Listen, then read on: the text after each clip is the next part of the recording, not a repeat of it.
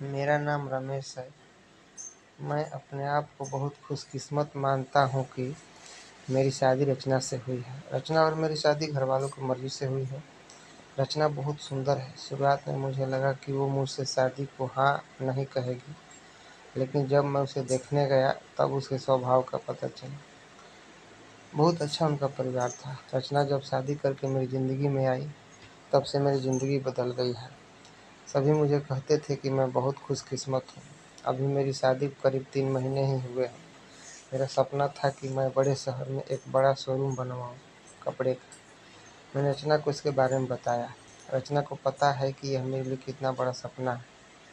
मैं दिन रात इसी में लगा रहता हूँ। बड़ी मुश्किल से मुझे एक जगह मिली, लेकिन पैसे बहुत ज़्यादा थे, इसलिए मैंने अपने गांव की ज़मीन बेचने का फैसला लिया था। ज़मीन में मेरे पिता के दूसरे भाइयों का भी हिस्सा था। इसी काम के लिए मुझे कुछ दिनों तक गांव में जाना पड़ रहा था। मैंने रचना को चलने को कहा, क्योंकि पता नहीं कितना समय लग सकता है, लेकिन उसने कहा कि वो अपने मायके चली जाएगी। मैंने भी सोचा कि ठीक है। रचना अपने मायके चली गई। मैं अपने गांव चला गया। रचना से मैं फ़ोन पर बात किया करता था। ज़मीन के कागज़ और सारी बातों में समय लग रहा था। इस दौरान मेरी पत्नी से मेरी बात होती रहती थी। मैंने एक शाम उसे फ़ोन किया तो वो कुछ बदली-बदली ज़्यादा बोल नहीं रही थी। मैंने पूछा, क्या हुआ? तुम ठीक हो? वो बोली कि मुझे आपको कुछ बताने है। मैंने कहा कि बताओ, क्या बोलना चाहती हो? वो थोड़ी देर चुप रही और फिर बोली कि नहीं, अभी नहीं, मैं आपको मिलकर ही बताऊंगी। मैंने भी कहा कि ठीक है, लेकिन मुझे नहीं पता था कि मेरी ज़िंदगी में इतनी बड़ी बात होने वाली है। अगले दिन दोपहर मैंने जब रचना को फ़ोन किया तो उसने फ़ोन नहीं उठाया। मैंने भी सोचा कुछ काम होगा, इसलिए मैंने उस बात पर ज़्यादा ध्यान नहीं दिया। मैं सारा दिन अपने काम में उलझा रहा। काम भी ज़रूरी था, क्योंकि वो ख़त्म करके ही मैं जल्दी से रचना के पास वापस जा सकता था। दिन भर के काम के बाद मैंने फिर शाम को रचना को फ़ोन किया, लेकिन इस बार उसका फ़ोन स्विच ऑफ आ रहा था। मैंने फिर सोचा कि शायद किसी काम से गई होगी और मोबाइल स्विच ऑफ हो गया। मैंने रात फिर फ़ोन किया, क्योंकि दिन भर बात हो ना हो, लेकिन रात में ज़रूर बात किया करते थे। लेकिन रात में भी उसका फ़ोन स्विच ऑफ था। अब मुझे थोड़ी फ़िक्र हुई, लेकिन फिर मैंने सोचा कि वो उसके घर ही है। अगर कुछ बात होती तो मुझे फ़ोन आ ही जाता। थोड़ा बहुत विचार करके मैं सो गया। मैंने सोचा कि उसके घर में किसी को फ़ोन करूं, लेकिन रात में उस समय फ़ोन करना मैंने उचित नहीं समझा, इसलिए मैं सो गया। सुबह उठते ही मुझे यही ख्याल आ रहा था कि मैं रचना से बात करूं। सुबह भी मैंने फ़ोन किया, लेकिन अभी भी वही बात, उसका फ़ोन स्विच ऑफ ही था। अब मैंने उसकी मम्मी को फ़ोन किया, लेकिन उन्होंने भी मेरा फ़ोन नहीं उठाया।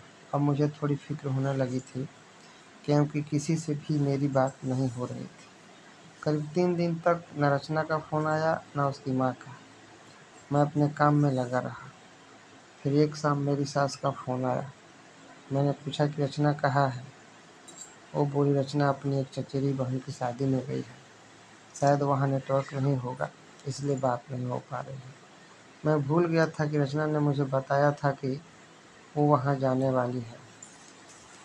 मेरी चिंता थोड़ी कम हो गई और मैं वापस अपने काम में लग गया।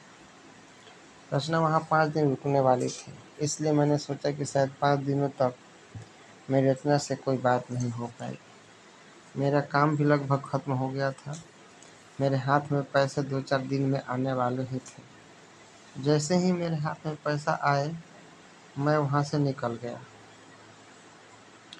वहाँ से निकलने के बाद मैं सीधा अपनी पत्नी के घर ही गया, उसे लेने के लिए।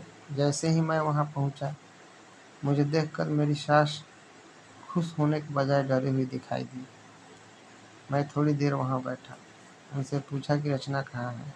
वो बोली कि वो अभी आई नहीं है। मैंने बोला कि आई नहीं है, अभी तक उसका फ़ोन भी नहीं लग रहा। मैंने कहा कि आप मुझे वहाँ किसी का नंबर दे दो, कितने दिन से रचना से बात नहीं हुई है। वो कुछ देर सोचती रही, फिर बोली कि अभी मेरे पास नहीं है, मैं आपको किसी से पूछ कर देती हूँ। करीब 8 दिन हो गए थे मुझे रचना से बात किए। मुझे रचना पर भी गुस्सा आ रहा था कि उसका फ़ोन स्विच ऑफ क्यों है।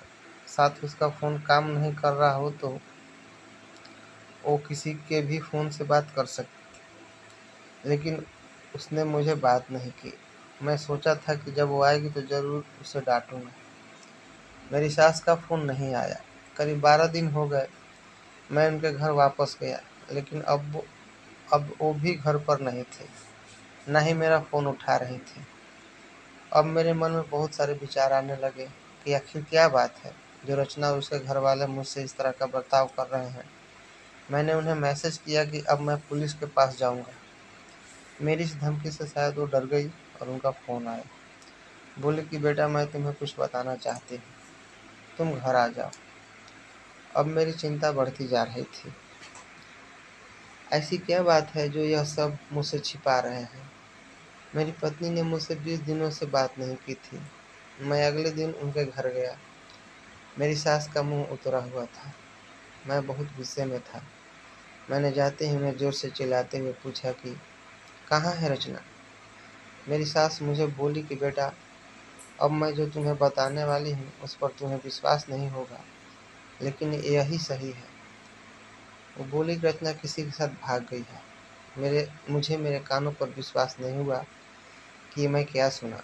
मैंने बोला, आप कुछ भी बोलोगी और मैं मान जाऊंगा। वो बोली, बेटा यही सच है। तुम्हारी शादी के पहले उसका एक प्रेम प्रसंग था। जब वो वहाँ गांव में अपनी बहन की शादी में गई तो उसे वो वहाँ मिल गया और वो मौका देखकर वहाँ से भाग गई। मैं जानती हूँ कि तुम उससे बहुत प्यार करते हो, लेकिन अब यही सच है। तुम्हें उसे भूलना होगा। हम लोग पुलिस के पास नहीं गए, नहीं तो बदनामी होगी, इसलिए हम इस बात को तुमसे छिपा रहे थे। रचना मेरे साथ 3 महीने तक रही थी। जितना मैं उसे जानता था वो ऐसा नहीं कर सकती थी, लेकिन उसकी माँ यह कह रही थी तो मैं कैसे ना मानता। मेरा मन अभी भी मानने को तैयार नहीं था। मेरी सास मेरे आगे रो रही थी, माफ़ी मांग रही थी। इतनी बड़ी बात मेरे घर वालों को पता चली तो उन्हें भी विश्वास नहीं हुआ। रचना स्वभाव से बिल्कुल ऐसी नहीं लग रही थी। रचना की माँ को देखकर मैं और मेरे घर वाले चुप रह गए। हमने कुछ बड़ा कदम नहीं उठाया। मैं अपने साथ हुए इस धोखे को बर्दाश्त नहीं कर पाया। मैंने रचना को बहुत प्यार किया और मुझे कुछ भी हासिल नहीं हुआ। रचना नाम से मुझे नफरत हो गई। मेरी ज़िंदगी पर इसका बहुत असर हुआ। मैं जो शोरूम की शुरुआत करने वाला था उसके लिए मेरे पास अब सब कुछ आ गया था, लेकिन फिर भी मुझे अब कुछ करने का मन नहीं हो रहा था। किसी के साथ इतना बड़ा धोखा हुआ तो कैसे खुश रह सकता है। मेरे घर वाले मुझे संभाल रहे थे।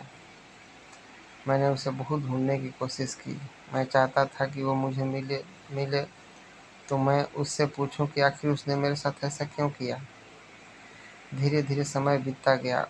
उसे गए अब 7 महीने हो गए थे और मैं भी उसे भूलकर अपनी ज़िंदगी में वापस बिजी होने की कोशिश करने लगा। मेरा उसके घर यहाँ से जाना हुआ। ऐसे ही मेरा ध्यान उनके खिड़की पर पड़ा। मुझे दिखाई दिया कि खिड़की में रचना है। एक झलक सी मुझे दिखी। मैंने उसी समय उनके घर का दरवाज़ा बजाया। मेरी सास ने दरवाज़ा खोला और वो मुझे देखकर डर ही गई। दरवाज़ा खुलते ही मैं अंदर जाने लगा। मेरी सास ने मुझे रोका, लेकिन मैं नहीं माना। अंदर मैं कमरे में गया तो रचना को देखकर मैं हैरान रह गया। रचना व्हील चेयर पर बैठी थी। रचना ने मुझे देखा और उसकी आंखों से आंसू आ गए। मैंने पूछा, यह क्या हुआ। रचना बस रो रही थी। मेरी सास बोली कि बेटा, रचना जब शादी में गई थी तब उसका एक्सीडेंट हो गया था और उसे ऐसी जगह चोट आई जिसके कारण अब वो चल नहीं सकती थी। एक्सीडेंट के समय ही भी बेहोशी में यह कह रही थी, तुम्हें ना बताए वो बड़े काम के लिए गए हैं।